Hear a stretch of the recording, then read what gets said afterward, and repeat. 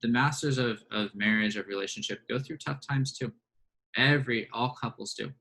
One of the things that's different about their attitudes is they have this attitude of working it together, and we got to figure it out. And so if you can have that approach going through the pandemic, going through kind of the social justice stuff that is very important and being addressed now, right? That can actually bring you two closer over time.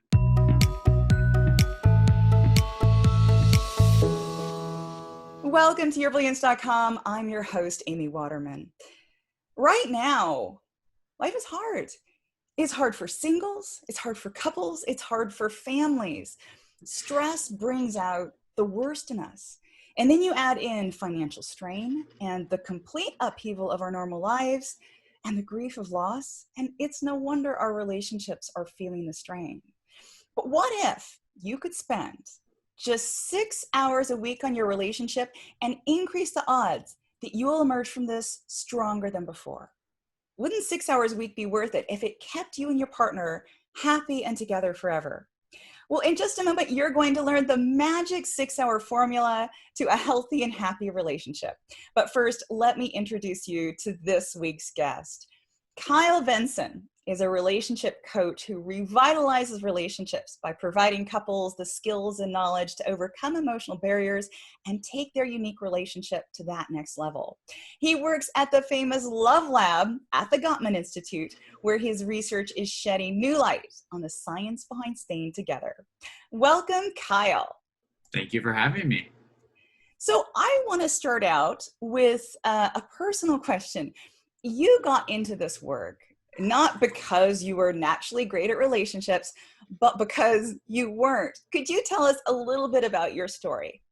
Yeah, I mean, I had about two to three relationships in a row where was cheated on, and around that time, I ended up developing some physical symptoms. I ended up getting an autoimmune disease called psoriasis, and when that was officially diagnosed and I had a massive outbreak, which you can see on my about page on my website, it really forced me to reflect, like, how did I get here? And for some reason, my brain focused on my relationships and my insecurity, and how unstable I felt in those relationships. And so I picked up a book called Attached, which talks about attachment theory. And then I picked up a book called What Makes Love Last by Dr. John Gottman. And it set me on this journey of research and trying to figure out how to make my love life better. And ended up kind of teaching other people how to do the same. So today, you don't only coach couples, you have trained with the Gottmans now since that day that you discovered Dr. Gottman's book, and you do research now to discover what is keeping couples together. Could you talk a little bit about your work at the Love Lab? Yeah, so there's a few different roles there. I manage the Love Lab, which means I work under the research director and make sure that we have all the supplies we need for couples that come in. I also manage what is called a staff coding team, which is a unique set of individuals where we are trained how to read facial expressions and pretty much code a couple's conversation, whether it's positive, negative, and a whole bunch of, like, the Four Horsemen, a whole bunch of things. And that is used to kind of tell us how strong the couple is. So we use a whole bunch of data points. And so I manage that team. And then in addition to that, I kind of oversee some of the research projects. And so write up research projects and proposals and then execute on them. And so, like, we have 4 active research studies right now that we're doing. So I want to just back up maybe for our viewers who don't know about the Gottman's work. One of the things that I find so exciting about what Dr. John Gottman and his team have done is that maybe 50 years ago or so, when we wanted relationship advice, we would go to long married couples. We would go to religious people. We would go to people who would give us the accumulated wisdom of hundreds of years of marriages. But now, when we want information on what makes love last, we can go to science. we can go to studies, and we can go to places like the Love Lab where they're actually looking at real couples in the lab to see how connected they are. So I think that is really fantastic. And could you tell us a little bit more about the facial expressions that you look for to know whether or not a couple's connected or not? Yeah. So, I mean, even before going to that, I think one of the things bouncing off what you talked about that I really admire about John's research is he came at it from this point of, I don't know what makes a relationship work. I've already had a divorce. So I got to figure this out. Right. And it was him and Robert Levison that were like, we clearly suck at this. So let's study people and see what they do well. And one of the things that was powerful is they just had couples come in and they observed them, and they observed them for 12, up to 14 years, right, over time. And then they started to find consistency amongst the data. Okay, it's couples saying this to each other, or they are able to deal with conflict constructively. And so kind of the facial features that we code, we don't code only facial features, but we code kind of intent, we code language. And so we're looking for, I mean, a very good example is these Four Horsemen. And in John's research, he discovered that there are 4 things that can influence a relationship to become unstable or unhappy. What he calls kind of the masters couples who do things well versus the disastrous couples. And what the disaster couples do is they are much more critical of each other. So they attack the other person's character. They're much more defensive, and they kind of just defend, oh, I'm not that bad, or you're the bad person. They counterattack, or they're contemptuous, which is you're looking down at your partner saying, you're like a little child. Like, why are you always so lazy? Why are you always so late? What's wrong with you? Don't you know better? Stuff like that. So that's contempt. And the 4th one is stonewalling, which is pretty much you become a stonewall and you become unreachable. And so we code those behaviors moment to moment while a couple's having a conversation. And then use that to say, okay, this conversation was negative, this conversation was positive. And we also have the couples code what it was like inside their bodies during the time. And we accumulate all this data, and it gives us kind of a trajectory of how positive and negative the conversation was and how well they're doing as a couple. So one of the things that's happening right now is I think in good times when everything's going well, it's a lot easier to have those positive, loving interactions. But when we have times like now, and the whole world kind of feels like it's falling apart at the moment, we get stressed and we take it out on each other. And I'm sure that very few couples have managed to get through the last 3 months, say, without some of the Four Horsemen coming up. But am I right by saying that this is an established pattern of behavior, and it's not necessarily something that only happens on occasion when you're really stressed out? Right. And so that's the difference. Like masters, right? We will definitely see criticism. We'll see defensiveness, right? But they will repair it, and it'll be, it won't become a habitual way of communicating. Disasters, this becomes a habitual way of talking with each other. Right. And that's where the frequency makes the problem. And of course, right, as you talked about, when we get stressed, we kind of regress and we start to use kind of some of these tactics that are not as helpful or healthy. But the masters, what they'll do differently is they will repair, they'll apologize, they'll take ownership, and they will use that negative incident to kind of construct a stronger relationship. So I want to know more about that. You know, right now we see a lot of relationships are falling apart. It seems like for a while there, every day in the news, it was one new celebrity couple who was divorcing. And I think a lot of us maybe have started engaging more of those negative behaviors. The masters do what's known as repair attempts. What are repair attempts, and how can we start turning this tide of negativity that we may have gotten stuck in? Yeah, so a repair attempt, I mean, there's when most people think of repair attempts, they think of, okay, we have a negative thing and then we repair. When we think of repair attempts, we think of in the conversation, as soon as it starts to go negative, what's something a partner can do that actually starts to make it go positive or de-escalate things.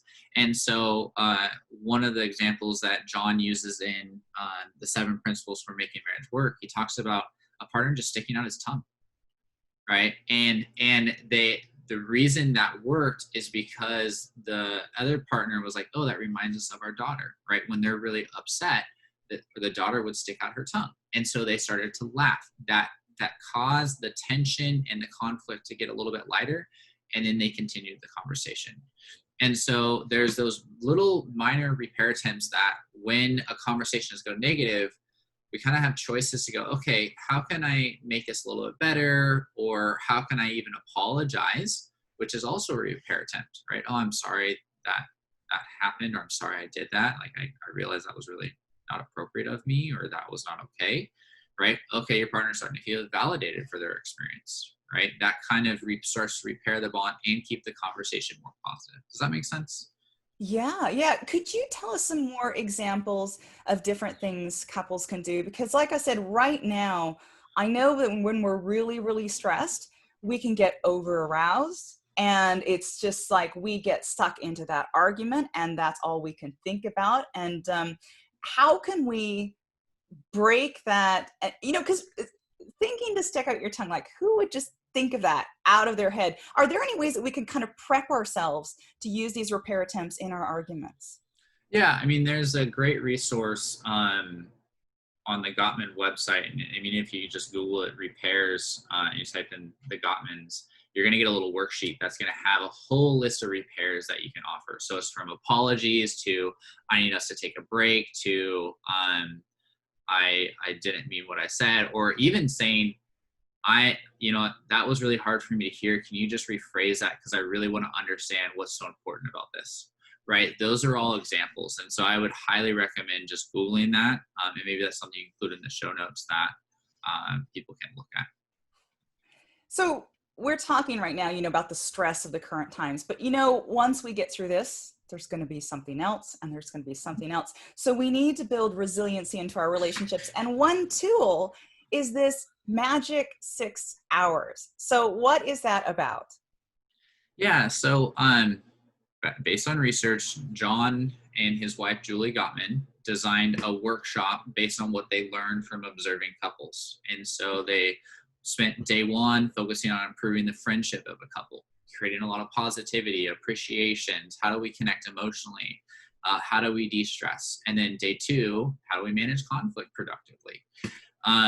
And what they found is they had people go through this workshop, and they found that couples who applied that and strengthened their relationship over time ended up spending about 6 hours a week doing these specific behaviors. And so the 6 behaviors are, when you part from each other, right? Spend 2 minutes a day just asking about what's something that's happening for you today, right? You're checking in, you're asking an open-ended question.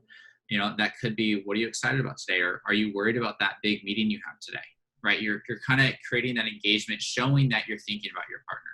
The second thing is when you come home, how do we reunite? How do we reconnect? We have a welcome home ritual where as soon as you walk in the door, I go over and greet you and I give you a long hug and a 6-second kiss, right? Those are some beautiful things. And then the other thing that's really helpful with that is doing what is called a stress reducing conversation. And this is something that I think is going to be very useful, but also sometimes challenging, probably for the viewers here.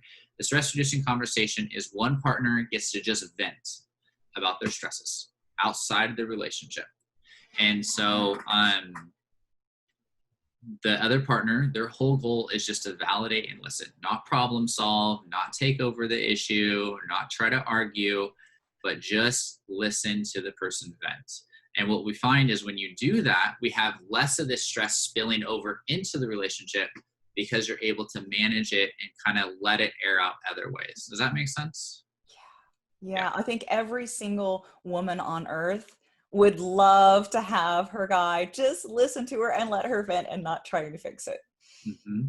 And that's probably a whole nother conversation, but that's a pretty typical pattern, right? Guys wanting to problem solve, and that comes from cultural stuff, being how we're raised in this system and taught to connect. And we even see that in playground and the difference between boys and girls. But as guys, if you can learn just to listen and wait, or even ask, do you want me to help solve this with you? Or do you just want me to listen? If you ask that question, you then know how to be successful, right? And most of the times your partners will say, I just want you to listen. Okay, I'll listen. And that's going to be hard, but that can be something that can be really connecting for both of you. So, and so that is about 20 minutes a day of doing that. And that can be really powerful. Yeah. Okay, so what are the other hours then?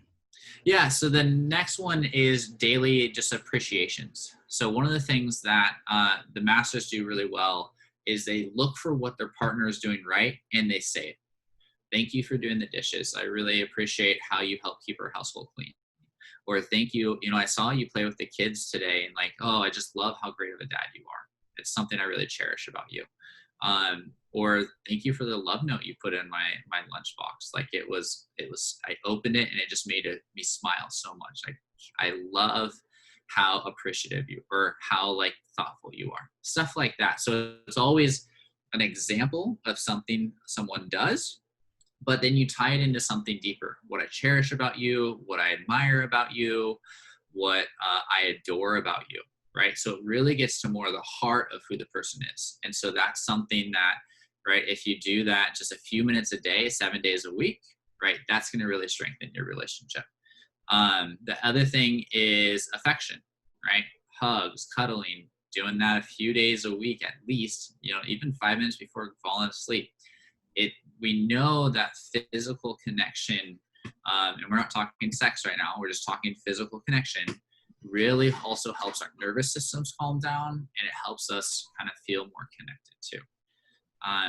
And so those are kind of the next two ones. And the last two is a date night. So a date night is you're intentionally going once a week, you're spending 2 hours at least just connecting one-on-one, right? And this is something that a lot of couples with kids struggle to implement.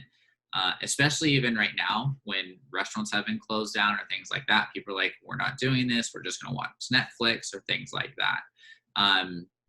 But it's also a time where you can be really creative. All right, are we going to go for a walk during this? Or are we going to get dressed up and cook a dinner tonight here and have grandma take care of the kids? Like, to be really creative with that. And so that's 2 hours of the 6 hours. And the final hour is what is called the State of the Union meeting.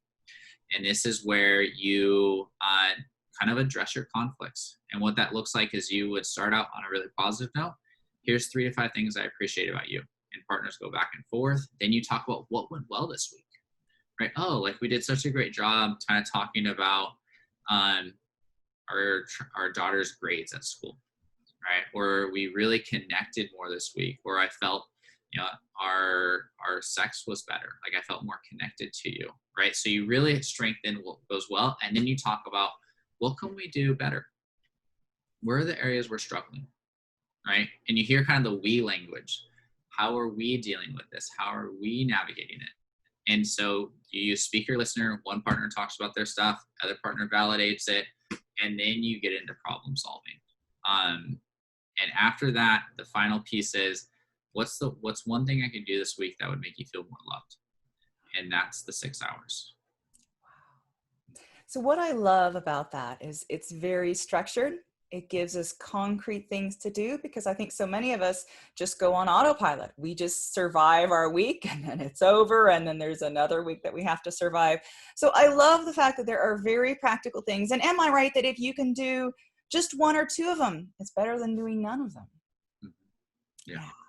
So you are offering our viewers a free ebook to help them get through this tough time and navigate conflict. It's called Constructive Conflict.